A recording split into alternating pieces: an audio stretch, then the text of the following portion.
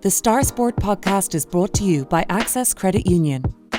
Access Credit Union, funding dreams for over 50 years.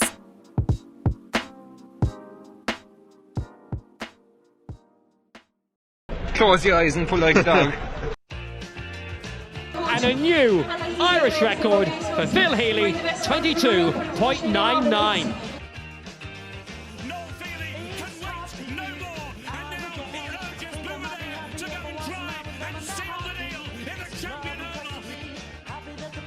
Christy Cooney hands over the Sam Maguire Cup to Graham Canty, Cork All-Ireland champions for the 7th time ever. Hello and welcome to the Star Sport podcast. My name is Dylan Mangan of the Southern Star, and before we get into things today, I'd just like to give our listeners a gentle reminder to please rate, review and subscribe to the podcast on Apple Podcasts, Spotify and YouTube. The Star Sport podcast is brought to you in association with our friends at Access Credit Union. Access Credit Union, where your bank really does matter. Choose credit union, choose local, choose community. Now, those of you who listen in and tune into the podcast on a regular basis will know that normally I'm joined by Star Sport editor Kieran McCarthy. I'm flying solo this week as Kieran is on holidays, but he will be back next week. And luckily for us, before he went away, he caught up with our special guest on the podcast, Erika O'Shea. Erika was in Australia last year playing Aussie Rules with North Melbourne, where she became the youngest ever Irish athlete to play the game. She's back in Ireland for the moment and looking forward to the championship ahead. And she caught up with Kieran just to chat about adjusting from GAA to Aussie Rules and now back again, her time abroad and the bond the younger Cork players have already formed. Just before we get to that though, there's been some big news this week, which came in the form of the Sam Maguire draw, which took place yesterday. John Cleary's team have been drawn in Group 1. I'll be joined by the winner of the Munster final, which will be Kerry or Clare, the runner-up of the Leinster final in Dublin or Louth, and last year's Division 1 league winners Mayo. So either way, it looks like a tough draw for Cork. Nobody would have really wanted to draw Mayo out of pot 3, while the potential for a group containing Cork, Kerry, Dublin and Mayo is pretty mouth-watering. And just to remind people on that, the group stage will consist of 3 games. So there's 1 home, 1 away and 1 at a neutral venue. For Cork, it would be the Mayo game would be a neutral game. It would be away against either Dublin or Louth, and at home against Kerry, or potentially getting a little bit of revenge against Clare for the loss in the Munster semi-final. The teams that finish in the top place will go straight into the quarterfinals, while second and third place teams will head into preliminary quarterfinals first. So while it is a tough group for the Rebels either way, you'd still think that there is a pretty good chance of them getting out of the group at the very least, especially if they can replicate some of the good performances from the league campaign earlier this year. We'll have more on the draw in this week's Southern Star. There's news from Kieran McCarthy on that, and also Hawley O'Sullivan's Inside Track column focuses on Cork's chances this year. But for now, we're going to jump on over to Kieran and Erika, who caught up last week ahead of the championship kicking off. I'm delighted to be joined by Cork ladies footballer Erika O'Shea as part of SuperValue's launch of the GAA All-Ireland Senior Football Championship and its hashtag Community Includes Everyone campaign. Sponsors of the championship for 14th consecutive season, SuperValue were joined by Gaelic Games role models and advocates from across the country in Croke Park last week to highlight the role of GAA communities in making Ireland a more diverse, inclusive and welcoming country for all. So, Erika, last time we had you on this podcast, you were about to leave these shores and show the world of Aussie Rules what a Macroom woman can do with an oval ball, where obviously your first season is down. Was it everything you expected over in Australia? Was it more? I think it was definitely more. The experience was unbelievable, obviously, but it was a completely different sport I had to pick up from scratch, and that was hard. But it was an experience that I wouldn't trade for anything, and I'm excited now to go back once the Cork season's over. Yeah, I'm just looking forward to that now as well.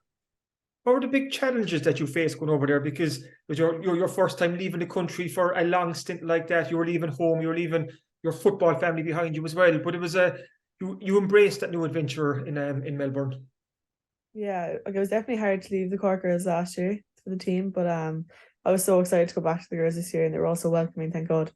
But no, like it was a hard experience because I've never been away from home like that far anyway. The furthest I've been is Limerick now, so that was kind of hard. And yeah, it was a lot of homesickness, but the girls in North Melbourne were really good to me too, so it kind of helped me that way. And the physicality of the sport was definitely another thing that I found really challenging. But the training and stuff kind of helped that. But yeah, it was okay. It was a good experience anyway. But you're the sort of individual who wants to challenge themselves. So you left Ireland, you went to a different country, you took up a new sport, which was a new challenge. You mentioned the physicality of it there to get used to that. But you did embrace the challenge. Yeah, definitely. Like I took it all in, and even the training, I found like it was a big help to me coming back to Cork. Just physically, I definitely was stronger than when I was last with Cork. So that kind of way, there was a lot of benefits and stuff. And obviously, the kicking and stuff is very different. Like the kicking, you have to kick straight on, and back home, you hook kick it. So that was kind of hard to get back into. But we're getting there slowly, so that's the main thing. What was the highlight? So looking on your first season in North Melbourne, any one moment stand out? I think playing on like the MCG, it's like the Crow Park of like the AFL, and we got the chance to play there. And a lot of the girls have never played there before, and they thought it was an unbelievable experience. And the stadium itself was huge. It was actually amazing to run on the pitch with the girls because you would be in shock. And as well as that, it wasn't all kind of strawberries and cream. It wasn't all good news. You did suffer an eye injury over there at one point that kind of derailed you for a small bit. Fill us in on that of what happened and how things recovered. Yeah, so it was kind of a weird one. Like in AFL, I suppose you never know what to expect. They're all like freak accidents. And I remember Breed Stack had one as well. I think she did something to her neck and she nearly got paralyzed or something. So that kind of way, there's always like a freak accident that could happen. And I suppose it's the same with every sport, but it's just higher risk in AFL. And I was running down for a ball and I bent down. Whatever way I turned, I either got an elbow into the eye or the ball into the eye, but I fell on the floor anyway and I couldn't see anything. And I was like, oh, I'll be fine. I'll be fine. And they tried to drag me off the pitch, like the doctors and stuff. And I was like, no, I'm grand. I was like, it'll come back in me a second. And I kept trying to play. And they wouldn't leave me play, obviously. So they took me off. And I was like, I was giving out to them saying they were dramatic and everything. And I came off the pitch and then I still didn't get my vision back. And then they were like, oh, we're going to send her into hospital because the doctor went up with a light and my eye wasn't reacting. So it was just like the black part of your eye should be like dilating and it wasn't. And she said she could see it filling like up, so she didn't know what it was, but she was like, oh, I think it's blood. So she took me into hospital and it turns out I got like an extreme lymphemia, so it just blocked my vision. Okay. And I had to wait for that to like drain and stuff to see if I can get my vision back, and I did, thank God. But it was just one of those things that was like a freak accident, and my pressure was like double of what was meant to be in my eye, so they had to wait for the pressure to come down to consider flying and stuff, and it was just scary that way. But like my mom and my sister actually flew out to me to help me out, so it was actually good. They surprised me, and that made a huge help for me when I was over there. And you have had a huge fan club back here in Cork and Ireland. Everyone cheering you on, especially from home in Macroom. I suppose they're all delighted to get you home this year and you're back lining out with Cork. So you talked there, Erika, about the different style of kicking from going from Gaelic football to Aussie Rules. So what's it like going back from Aussie Rules to Gaelic football to start hooking your kick again? I think it's definitely easier to go from Gaelic to Aussie Rules and not Aussie Rules back to Gaelic, because it's just completely different fitnesses. And I think when you have the fitness of GAA, it's so much easier in every sport because you're just so fit and fast and power of the running and stuff. It's just a lot easier to go to a different sport from that. But going from AFL to that was very hard because they're like more slow pace endurance. I found it was like long distance running and like there wouldn't be that much sprinting as there is in like football anyway. So that kind of way it was a lot harder to come home to play GAA than it was to go over, I found. Just completely different fitnesses you need for two different sports. And even like I said, kicking the ball. I remember years ago when Ty Kennelly came back with Kerry, it took him months to look natural kicking a Gaelic football again. Obviously, he had a whole career playing with the Swans in the Aussie Rules. But for you, so to get back kicking a Gaelic football again, had you practiced much over, or had you parked up the O'Neill's ball once you left for Australia? Yeah, like I brought the ball to the odd training right now, and like the girls had a kick around to me, like the Aussie Rules girls, and they didn't know what they were doing, so we just kind of like just the crack. Like I'd say we did that like 2 or 3 times, but like it was nothing serious. So it was definitely I was very rusty coming back now. I'm not gonna lie, but we're getting there slowly. It's amazing. And what was it like coming back into this Cork setup? Because it's a bit different to when you left. The likes of Orla Finn is retired, Martina O'Brien, Orla Farmer. Some of the more experienced heads have decided to exit stage left, and it's the younger generation now. Obviously, with your Sullivans from Ornaby and so on, but you've a lot of the younger players now having to stand up. So what's it been like coming back into the Cork camp? Yeah, it was really exciting, to be honest, because I left last year halfway through the season. I felt like I didn't get like the full like year out of it anyway, obviously, and I didn't get to put my full potential into it. And I was kind of like annoyed that I didn't get to finish it last year. So I was so happy to come back, and the girls were really welcoming, and the management have been really good. Like Paul, the S&C, he's been managing my load because it was a lot coming from with North stuff to do here and having Cork training as well. So Paul was just unbelievable. And going back into Cork, it was just even this year I see there's such a bond between the girls. Like there's obviously a lot of young girls coming up, and like there's only a few more experienced kind of girls still there. But like the bond between all of them is so good. Like it's one of the closest teams I've been to. That when I came in, I was like, oh, this is like a proper like team. So it was nice to see that too. And yeah, like I'm really enjoying it so far. So How did you finding your feet in the league? Did it take you long to get up to speed? yeah, I feel like it did. Like I feel like no one really said it to me now, but like I found like I was a bit like I just found it hard to get straight back into it. I feel like every girl from playing AFL or every lad as well would say it would be hard to go straight back into it. So the league was good, just to try to get a few games under my belt again. So we're into the championship now. Cork, you began against Tipperary last weekend. It's a Munster championship now, the round robin, then lead into the All-Ireland. So what's the hope and target, Erika? Just train as hard as we can and just push on and see how far we get. There's such competition this year, and it's an open championship, so we're just hoping to train hard and put our heads down. You took part in a Q&A in our annual sports review last Christmas, and we asked you about your role models, and you picked Lily Delacour, and I think that's quite important because the Super Value launch too was talking about role models. So I just want to ask you about your role models growing up, the likes of Lily Delacour, the people who you looked up to. That would definitely be Lily Delacour, and even Orla Finn. Like she was another one I hugely looked up to. Like Lily Delacour now, she would have been my teacher in school. And just watching her play at the level she did and balance like teaching a class and like just correcting all her work. I remember we had essays and essays, and she'd have them all on time, like all these like little things. And I was like, she's playing at such a high level. I don't know how she's like balancing both. And even with Orla Finn as well, like she's a girl I looked up to hugely. And I remember watching like all the games when I was like 16 in the stands. And then I went to playing alongside her at 18. And I remember being like awe of her, like running on the pitch with her. And I was like, oh my God, she's literally my idol. But it's so important for young girls and boys to have role models to kind of look up to, because someone you can aspire to be like. And in some ways, Erika, even though you're so young, you're now a role model for young boys and girls coming up, because what you've achieved, your story up to where you are now, an all-star footballer who left Cork, went to play Aussie Rules, and you're back again now. So you've showed young girls and boys in Cork that there are different roads and paths to take. So would you be conscious that already that you are a role model? I wouldn't really think so, but obviously, if someone came up to me, like, and if I got any texts, like I've got a few texts off girls, like being like, how do I approach trials and stuff, and I'd help them in any way I could. And like I know, like if I went to my role models when I was younger, they would have been so good to me. Like I know if I contacted Orla Finn, she would have done anything for me. Same with Lily Delacour in school. If I asked her anything, she would have been there in a heartbeat. So that kind of way, I want to be there for people if they do approach me and stuff. But I wouldn't think I was a role model anyway. And you also said in our Christmas sports review, some of your targets are to win an AFLW medal with North Melbourne and also win an All-Ireland with Cork. So there are two goals you really want to achieve, I presume. Yeah, definitely. Like just push on with both teams and train as hard as we can, and hopefully I'll get both this year, but we'll have to wait and see.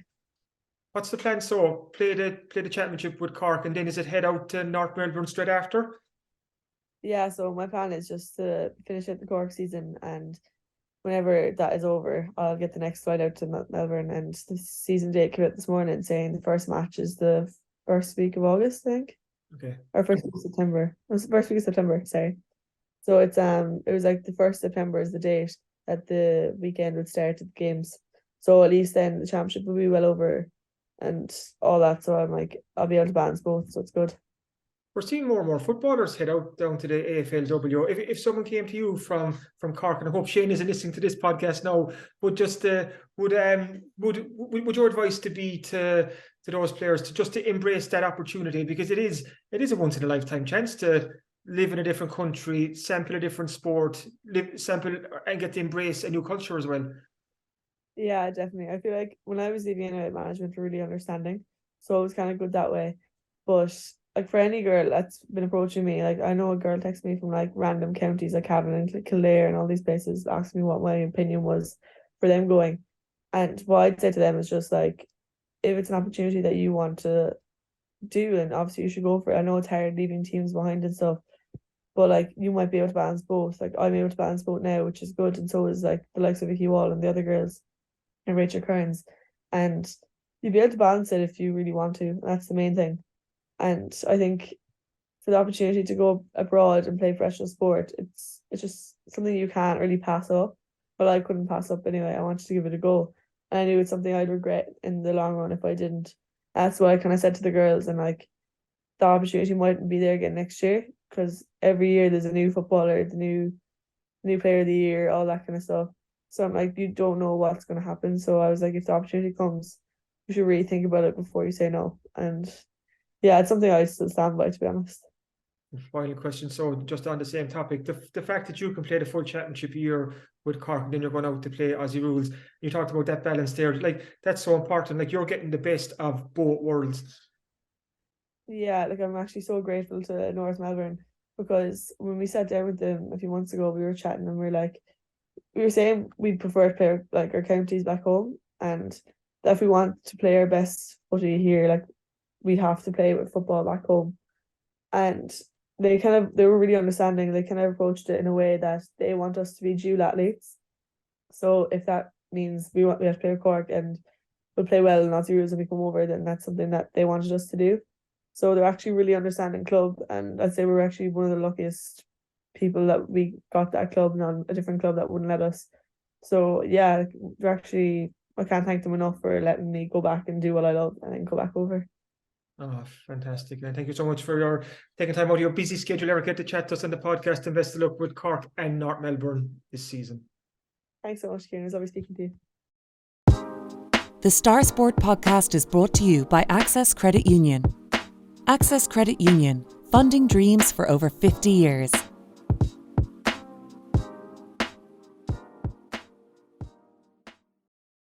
Welcome back to the Star Sport podcast. And now it's just time for us to take a quick look ahead to this week's Star Sports section that comes out tomorrow, Thursday, 4th of May. And as always, there is lots to look forward to. We have reaction to Cork's Sam Maguire draw from Kieran McCarthy and Hawley O'Sullivan in his Inside Track column, as briefly mentioned earlier. We also have match reports from both games at Páirc Uí Chaoimh on Sunday, as Cork's reign as Camogie senior champions came to an end with their first loss to Waterford, their first competitive loss to Waterford in 8 years. Senior hurling manager Pat Ryan was happy with his side's comprehensive victory over the Desha in their opening Munster Championship match, which took place on Sunday as well. Munster LGFA has confirmed that Cork's provincial clash with Waterford will take place in Ahamilla in Clonakilty. That's on the 14th of May, so not too far away at this stage. And that will be a big occasion, as it will be the first time a senior LGFA game has taken place in Ahamilla. We also have match report from Skibbereen Community School as they surrendered their Simcox Cup crown at the weekend to Colossea on Spridnave of Ballincollig. And there's also news from Mount St. Michael School in Rosscarbery, who won the Shield section of the Dr. Herlihy Cup. There's a whole lot more to look out for this week as well in the Star Sports section, but you'll have to pick up a copy on Thursday to find out more on the latest West Cork sporting news. Just briefly as well, in the main section, the always popular West Cork Farming Awards were launched for 2023 last week. They'll feature a new format, and we have all the information you need to know in this week's paper as well. As always, if you're further afield or you can't make it to the shops, you can subscribe to the Southern Star e-paper and get the Southern Star on your laptop, tablet or phone. Just go to subscribe.southernstar.ie, enter your details, and you'll get an exact replica of the newspaper for less than €2 per week. And as always, thanks for listening to the Star Sport podcast, and thanks again to our sponsors at Access Credit Union. If you've enjoyed this, please remember to rate, review and subscribe to the podcasts wherever you get yours.